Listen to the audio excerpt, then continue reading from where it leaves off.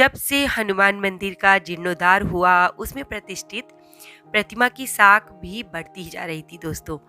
एकाएक मंगलवार और शनिवार को भीड़ बढ़ गई, न केवल भक्तों की वरन भिखारियों की भी। पहले मंदिर के टूटे फाटक के पास इक्के दुक्के भिखारी अपना टाट फैलाए बैठे रहते थे। अब भिखारियों की एक कतार मंदिर के दरवाजे से शुरू होकर फाटक तक खत्म ही नहीं होती थी।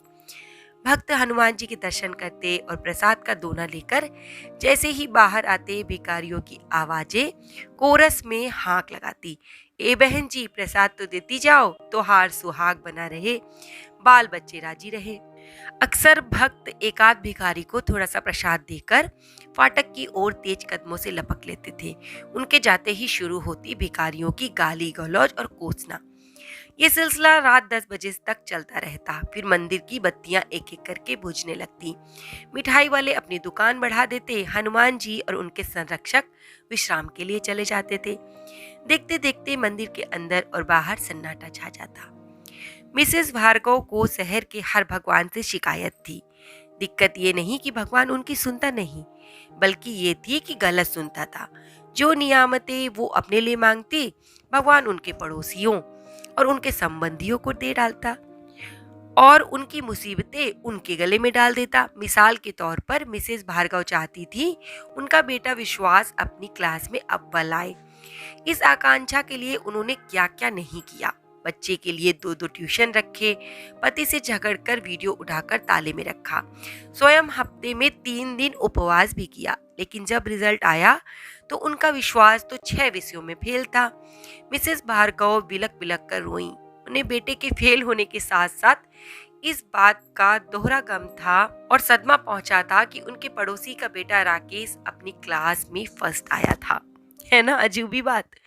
राकेश के पिता की होजरी की छोटी सी दुकान थी। राकेश बिना किसी ट्यूशन के सहारे पढ़ता और खेल में अक्सर विश्वास के हाथों पिटता था। इसी तरह उन्होंने अपने पति के लिए बालू का नया ठेका मांगा, मगर उनको न मिलकर उनके पुराने प्रतिद्वंदी जयनारायण को मिल गया। इन सब बातों ने मिसेस भार्गव की शक्ल पर एक मुकम्मल किचकिचाहट को भर दिया था। वे ये मानने लगी कि भले आदमियों की आजकल भगवान के यहाँ भी सुनवाई नहीं। आपको भी ऐसा लगता है क्या दोस्तों? मिसेस भार्गव से उनकी मेहरी ने शहर में बने नए मंदिर की महिमा बखान दी। वो एक बार फिर से आशान्वित हो गई। पिछले 2-3 सालों से शहर में नए नए मंदिरों की भरमार हो रही थी। अचानक किसी पेड़ के नीचे पहले एक सिंदूर लगा पत्थर रखा जाता, फिर उस पर फूल चढ़े दिखाई देते और देखते देखते आते जाते लोगों की श्रद्धा बढ़ने लगती। आसपास रहने वाले लोग भी रिक्शे वाले से अठन्नी के लिए झगड़ने में परहेज करते, मंदिर के नाम पर खुशी खुशी चंदा भी दे देते और बहुत जल्द वो छोटा सा स्थल एक अच्छा खासा देवालय बन जाता। लाल सड़क का हनुमान मंदिर इसी तरह बना था और अब वहां बाकायदा मिठाई की दुकानें, फल बेचने वाले, हिंदी सिंदूर के बिसाती बैठने लगे थे। मिसेस भार्गव को एक बार मन में संकोच हुआ। इतने नए और अपेक्षाकृत छोटे मंदिर में वो माथा टेकने कैसे जाएं? आज तक वे शहर के सबसे भव्य मंदिर में अपनी मांगे लेकर जाती थी। सिविल लाइन में बने इस मंदिर की विशाल इमारत थी और उससे बड़ा था उसका परिसर। वहां वीसियों प्रसाद की दुकानें थीं। मंगल और शनिवार को तो वहां की रौनक देखने लायक होती थी। शहर के प्रतिष्ठित लोग वहां कभी कभी दिख जाते। महिलाएं अपने सर्वश्रेष्ठ कपड़े पहनकर आती और उनमें ज्यादा से ज्यादा प्रसाद चढ़ाने की होड़ भी लगने लगती। फिर उन्होंने सोचा मतलब तो उनका है मंदिर और प्रतिमा की, मतलब तो उनका मंदिर और प्रतिमा से है, विशालता से उनका क्या लेना देना? उनका कार्य सिद्ध वहां तो होता नहीं। हो सकता है छोटे हनुमान जी उनके बड़े बड़े काम पूरे कर दे। उन्होंने तय किया कि वे अंधेरा होने पर अपनी कार में जाएंगी।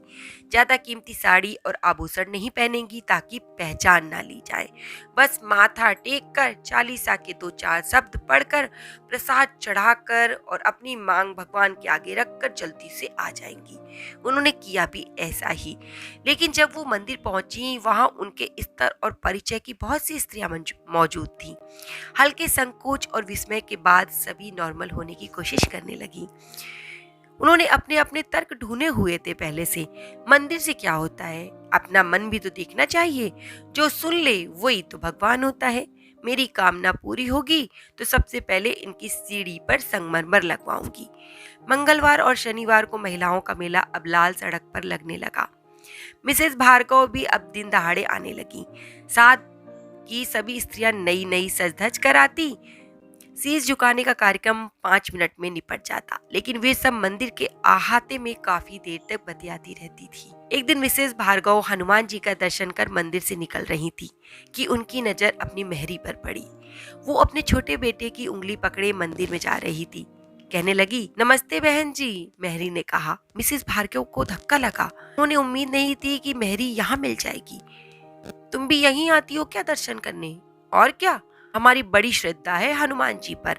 हमारे आगे तो ये मंदिर खड़ा हुआ है बहन जी। साथ की स्त्रियां खिंची हुई मुस्कान से मिसेस भार्गव को देख रही थी। मिसेस भार्गव ने मेहरी को उसकी जगह पहुंचाने के ख्याल से कहा, क्या मांगने आती हो तुम? कुछ दिया भी है तुम्हें तुम्हारे भगवान जी ने?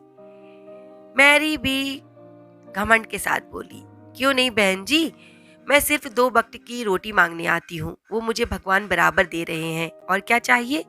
कहते हुए मेहरी ने अपने बेटे को गोद में उठाकर उचका लिया। लो बेटे, घंटा बजाकर बोलो जय बाबा की। मिसेस भार्गव और उनके साथ की औरतें निरुत्तर खड़ी की खड़ी रह गईं। दोस्तों, आपको कैसी लगी ये स्टोरी? ममता कालिया जी की ये कहानी फर्क बहुत ही सुंदर और दिल को छू लेने वाली है। अगर आपको दोस्तों ऐसी ही कहानियाँ पसंद आती हों तो मेरे चैनल को सब्सक्राइब कर लीजिएगा। धन्यवाद दोस्तों।